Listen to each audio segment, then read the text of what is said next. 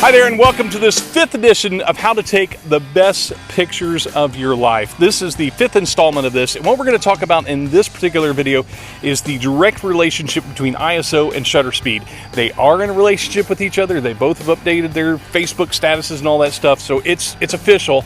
There's a relationship there. So let's talk about that. What I have set up here is an Nikon D7000 with a 50mm lens, and as a standard, we're going to put it on tripods. Nothing's changing. The focus is not changing. I've got that set manual, and the what else is not going to change? Oh, I've got my GoPro on here, so you can see in video form what I'm shooting as I'm shooting it. That's be your eye as a first-person reference. So what we're going to look at here is what I have my camera set to. I have my shutter speed set at 1/32,000th of a second and my ISO at 3200. Now, that's ridiculously high ISO. You have to understand we would not normally do that, but I'm going just numbers here. And what I've done, if this is my light meter, you can see my light meter is right in the middle. If I speed up my shutter speed, it'll go to the negative. You can see the negative over here. And if I slow down my shutter speed, it goes to the positive. So that's our standard that we're going to start with. What we're going to do is take a picture of some cars as they're passing by so you can see how shutter speed affects the blur in the image. Now, we're on a tripod. We're not handheld, so that takes away some of the variables that we would normally deal with in taking pictures. But what we're going to do is you're going to see what I'm taking a picture of, and you're going to see my camera settings, and as I change my shutter speed, you'll see how I have to adapt my ISO to make things happen. I'm out here in my driveway in front of my house, so people are going to be honking and going by and stuff, so forgive the noise. So here we go. We're going to take our first picture here of this car going by. What we just did there was took a picture of the first car that was going by, and as you're going to see in the image, the hubcaps on the car are almost perfectly still. You know, it almost looks like the car is sitting still in place.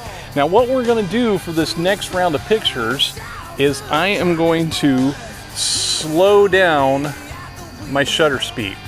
Now, what you're going to see happen there is I am now overexposing the image. I'm towards the plus sign there.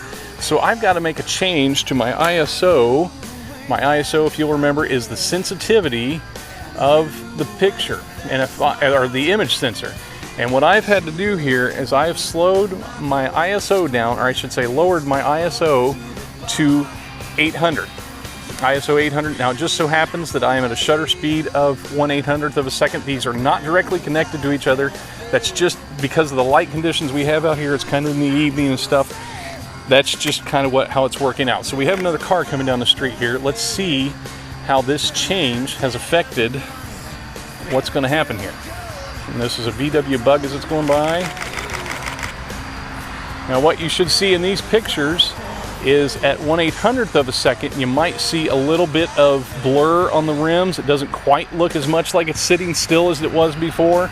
So let's go ahead and let's slow down our shutter speed again. I'm going to slow it down to about 1/200th of a second.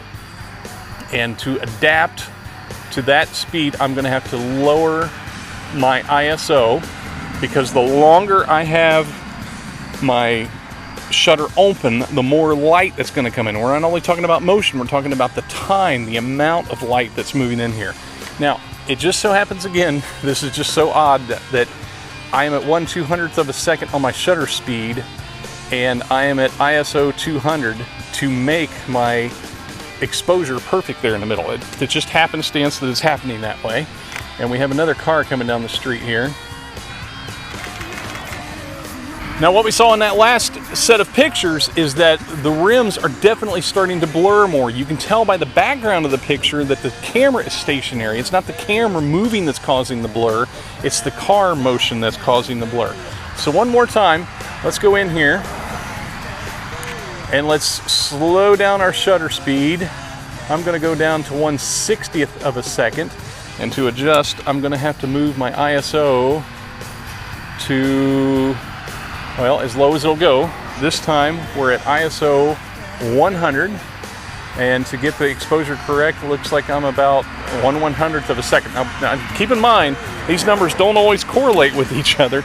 They just happen to be today just because of the conditions that we're dealing with here. Now, what we can see in that last round of pictures is that the car is just ever so blurred. It just look, you can see the motion that's represented by the blur in the picture. You can see that the car is in motion. One thing I'm going to do now, I'm going to slow down my shutter speed really, really slow. Now, like I talked about a second ago, I'm already at the lowest ISO that this camera can give me. I'm at ISO 100. And what I'll do right now, while there's no car coming, I am going to take one picture without bringing the aperture down, with the camera set the way, with it all the way slowed down like that, and without the aperture closed down. And you'll see what'll happen to that picture is it'll be very overexposed. It'll look too bright for what we're trying to do. So what I'm going to do is bring in my aperture. I'm going to crank that number up, which shuts your aperture down lower to make the exposure correct, and you will see that the picture looks pretty good. Now let's take a picture of a car and see what happens. Now, as you can see in these pictures, the cars are going to look terribly blurry. They're just, you can hardly even recognize them as their form because they're so blurry.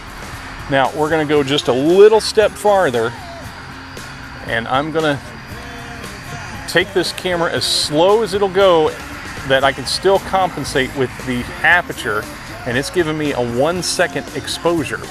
That's at my lowest ISO setting. Now, as you can see in this picture, I don't know if you can see that on the right side, but that vehicle is actually in that picture. And it doesn't look like it, but that streak there on the right side of the image, and I'll do it again here with this car, you can tell that there is a car in that image, but it's almost blurred to the point that you can't see it. Now, this is a trick you can use in a situation, say you're taking a picture at Washington, D.C., you want to take a picture of the White House, and there's all these people around, or Jefferson Memorial, something like that. There's just people around everywhere.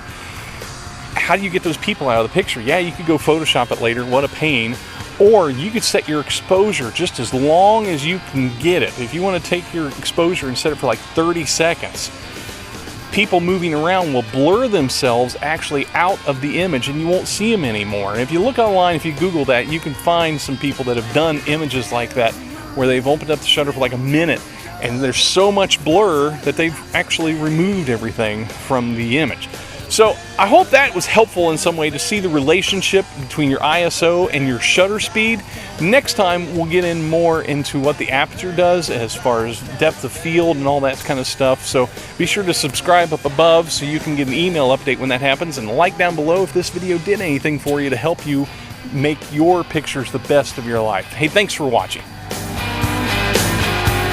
Paradise Cafe.